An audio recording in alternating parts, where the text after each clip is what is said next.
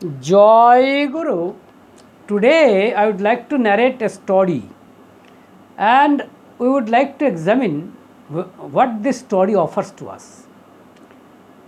Uh, as you all know that Emperor Akbar had great hunger, appetite towards wisdom, towards knowledge. And he in his cabinet, I should say, in his cabinet, not only the ministers were present, but also very many great scholars were also present. Among them, Birbal was the most prominent one. It is said that Birbal was a man of clear wisdom, was a man of clear knowledge. And quite naturally, Birbal was very favorite to Emperor Akbar. Emperor Akbar did consult with Birbal, for very many matters, for very many affairs.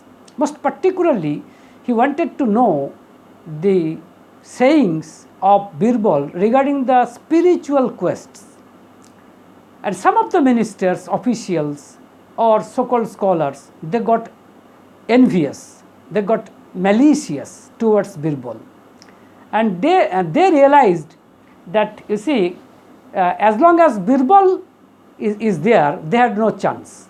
So therefore, they hatched a kind of conspiracy, and they actually hid Birbal to a lonely place. And then, Emperor Akbar, when he got the news, that Birbal, was missing, then he immediately instructed his ministers to look after about him. But then they knew the truth, so naturally they did not do anything. They did not do much. But then, because of the absence of Birbal, Emperor Akbar, got pain.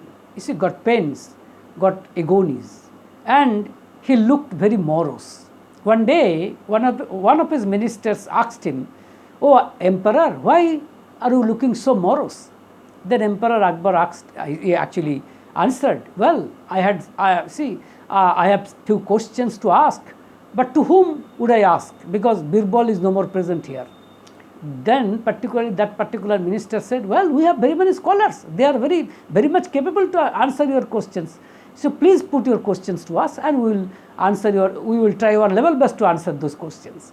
Well, Emperor Akbar put actually 3 questions. The first question, that is, the God does not see. The first question is what the God does not see. And the second question was, what did means D-double-E-D, what did the God cannot do. And the third is what is the will or wish of the God right at this moment, that is just at this moment. These were the 3 questions that Emperor Akbar asked. Then those ministers or so-called scholars, they got absolutely bewildered. Actually, they had no answer. So therefore, but then they knew that Emperor Akbar, would get angry if he didn't get the right answers. So naturally, they convened a kind of meeting, and they decided to take shelter to Birbal. And accordingly, they went to Birbal and said to him, "Well, we will take you to our emperor, because he had some questions to ask, and you will have to give the answers, and you are the right person to give answers. But then we will take you, in disguise." And accordingly, and Birbal agreed to. And Birbal, on a very specific day, he went there, and he reached before the emperor. And the minister said, "Well, this is the very scholar that we have, and he is very capable to answer your question. Please put those questions once again." And accordingly, Emperor Akbar, he put those 3 questions. The first question, as I have already stated, that what the God does not see. And Birbal immediately answered, "Well, God does not see any 2 of his creations absolutely identical, absolutely similar." This was the answer. Any 2 of his existences absolutely similar, that is, not actually similar. And the second question, the answer of the second question, that is, what did, D-double-E-D, what did the God cannot do? Birbal answered, well, God cannot drive any of his existences, any of his creations outside his kingdom, that is beyond his kingdom. You see, this was the answer, because wherever he would drive, that place, that pace is his kingdom.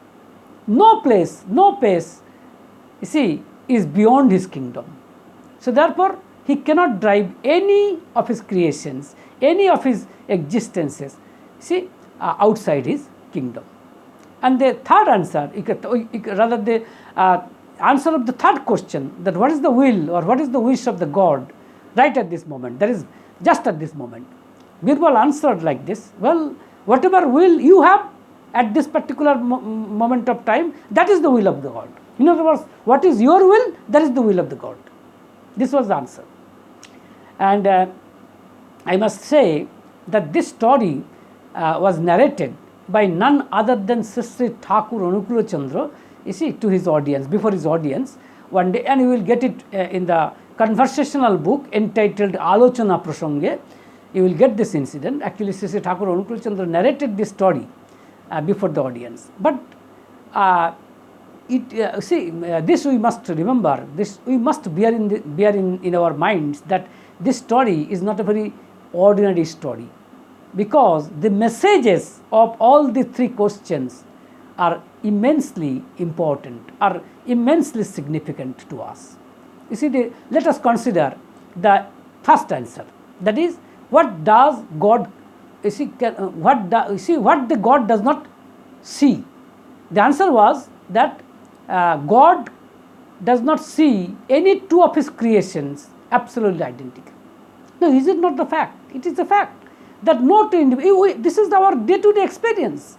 You see, no two individuals, no two animals, no two plants are exactly alike. Why? The reason why, the message is that this particular, you can say this particular fact, this particular mystery, or you can say this particular statement or this particular phenomenon proves that God is also one and unique one. Why? It is said that before creation, God was only one, and he wanted to be many. Why?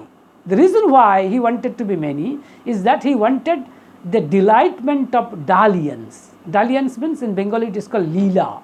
That is, he wanted the delightment of dalliance, and that's why he wanted to be many. And he went on creating his creations. But then he created each and every creations of his as a very unique one. That's the reason. It's very simple to understand. It's not a very rocket science it is not actually a rocket science. Let's say, I can give you an example. For example, myself, I am Amalendu Chatterjee, I am speaking before you. I am not only one, but a unique one, because you won't find another Amalendu Chatterjee in this whole universe. So therefore, I am one and unique one. Same is the case with God also. Since God, he is also one and unique one. That's the reason why he has created each and every creations of his as one and unique one.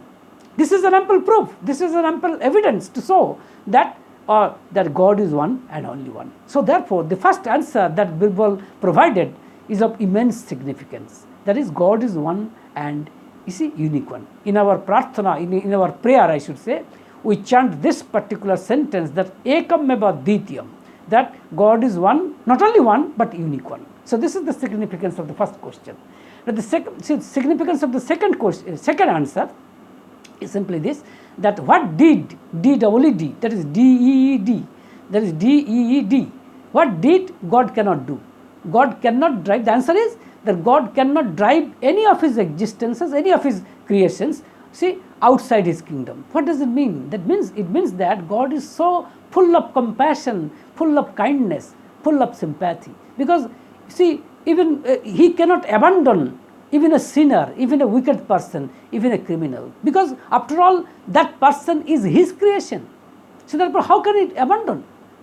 So therefore, he is an ocean of compassion. That's why God is referred to as an ocean of compassion and sympathy or kindness. And in this connection, I can recall an incident that a person asked Sri Thakur Anukul Chandra that in your ashram there are some hardcore criminals. Why don't you drive them away? Sri Thakur Anukul Chandra answered, well, people, particularly patients, they go to hospital to get cured. You see, to get cured. So how can a hospital drive away the patients? Same is the case with my ashram also. I know that there are some wicked persons, there are some dishonest persons, maybe some criminals are also there, but how can I abandon them? I cannot abandon them. So why? The reason why, that every person is his creation. So therefore he cannot abandon, he cannot leave. This is the message of the second answer of Birbal. And the message of the third answer, that the will of, what is the wish or will of the God right at this moment? That is, you see, when God has created his creations, then he has given the free will, particularly to human being. To human being, he has given the free will. As he is liberal, as he is free, that's why he has made human being as free, as completely free. He has given the free will. I can do bad, I can do good. That is particularly within the domain of my sweet will, within the domain of my free will. That the God has given, very kindly has given to us. So therefore, whatever I think at this moment, that would be the thinking of the God. In this respect, God is helpless. If we say, for example, if I think something bad, if I do something wicked, if I do something sinister, if I think something sinister designs, then that will be the thinking of the God, because God cannot alter my thinking. Because in this respect, God is helpless, because God has given me this particular, you see, free will to me. So therefore, he cannot, you see, take away the free will, even if I think something sinister, something bad, something wicked. So therefore, the message is that we must think something positive. We must think something good. This should be the case with, in other words, we must use our free will towards good directions, not towards bad directions. This is the message of the third answer. So in conclusion, I would like to say that this was not an ordinary story. Well, I think it is not actually a story, it is a fact, because it is after all, it is definitely a fact, and very many people may know this fact. But the reason why that Sri Thakur Anukul Chandra narrated this story is somewhat different. He actually wanted to show us that, try to understand the inner messages of the three answers that Birbal provided to us. So therefore, as a matter of fact, by narrating this story, Sri Thakur Anukul Chandra has given us these messages, that number one, that God is one and unique one. Because his very creations actually prove it. So therefore, because no two of his creations are exactly alike, there are some amount of variations. That is why it is called that there is an universal occurrence of variations. Even you will be surprised to know that even two inanimate objects are somewhat different. For example, two grains of sand, they are not absolutely alike. There are some amount of differences, maybe in the shape, size, or even in the in the structure of the internal organization also. So therefore, this is really this is the uniqueness of his creation, and this proves that God is one and unique one. And the second message is that God cannot drive away any of his creations from his kingdom. That is, he is so full of compassion. He is an ocean of kindness. You see, he cannot drive even a sinner. He hates sin, but not the sinner. This is the uniqueness, this is the speciality of the God. And the third is that he is helpless, because he has given us the free will. If we think something positive, then he would be delighted. And if we think something negative, then he would be disheartened. But then he has nothing to do, because he has given us the free will. So we must use our free will towards good direction, towards our auspicious direction. So therefore, live in love. Joy Guru.